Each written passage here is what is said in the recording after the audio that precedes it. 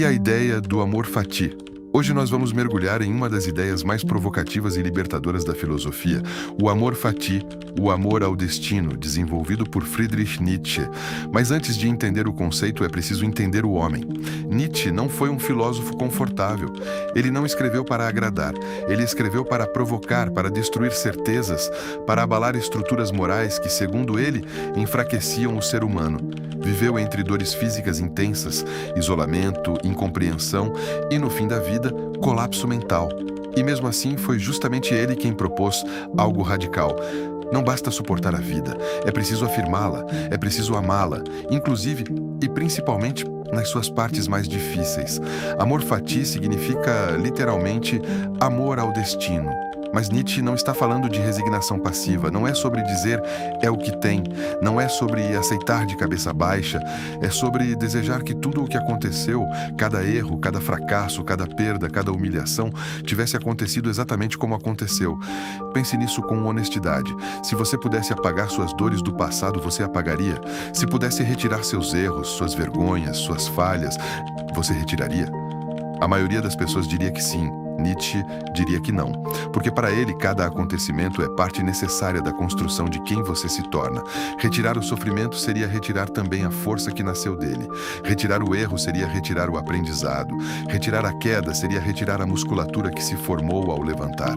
Amor fati é olhar para a sua história inteira e dizer: eu quero isso de novo. Nietzsche critica duramente a ideia de que existe um mundo ideal, uma realidade perfeita além desta. Ele vê nessa crença uma forma de fuga psicológica. Quando você vive esperando um paraíso futuro, você despreza o presente. Quando acredita que a verdadeira recompensa está em outro plano, você enfraquece sua relação com o agora. O amor fati é um chamado brutal para encarar a vida como ela é. Caótica, injusta, imprevisível, e ainda assim afirmar: sim. Sim ao erro, sim à perda, sim ao fracasso, sim à dor. Não porque a dor seja boa, mas porque ela é real, e a realidade para Nietzsche deve ser afirmada, não negada. Essa ideia se conecta com outro conceito central dele, o eterno retorno. Imagine que um demônio apareça diante de você e diga que você terá que viver exatamente a mesma vida infinitas vezes, sem mudar absolutamente nada, cada detalhe, cada vergonha, cada escolha, cada sofrimento, cada oportunidade desperdiçada. Você se desesperaria ou celebraria? Essa é a pergunta que Nietzsche lança como um teste existencial. Se a ideia de reviver sua própria vida eternamente te apavora, talvez você ainda esteja vivendo em negação, talvez ainda esteja resistindo à sua própria trajetória.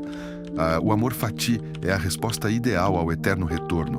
É viver de tal forma que você aceitaria repetir tudo, sem arrependimento, sem rancor, sem desejo de apagar capítulos.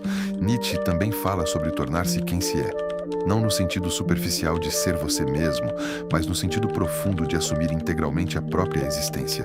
Isso exige coragem, exige abandonar a posição confortável de vítima eterna. Para ele, o ser humano forte não é aquele que nunca sofre, é aquele que transforma sofrimento em potência, é aquele que pega o caos da própria vida e o reorganiza como matéria-prima. Em vez de perguntar por que isso aconteceu comigo, ele pergunta: o que eu posso criar a partir disso?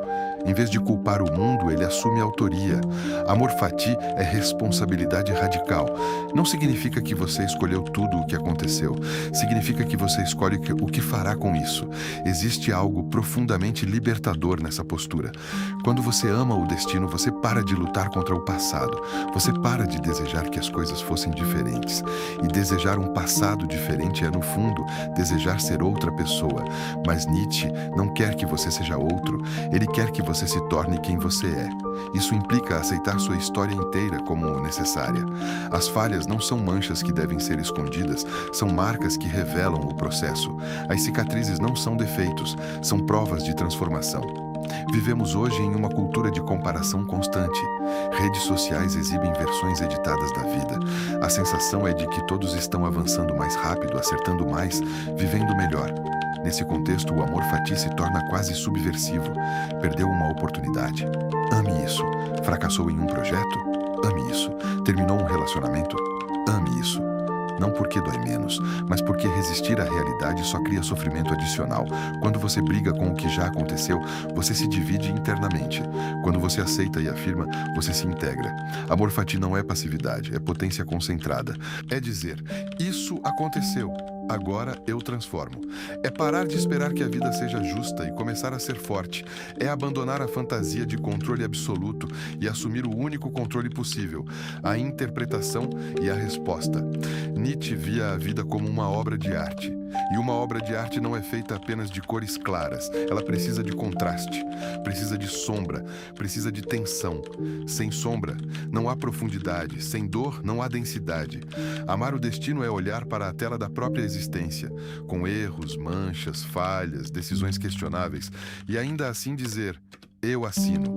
É assumir a autoria, é abandonar o ressentimento, é transformar o passado em combustível. Talvez você não controle o que acontece, mas você controla a afirmação. E afirmar a vida, inteira, crua, imperfeita, é o ato mais radical que Nietzsche propõe.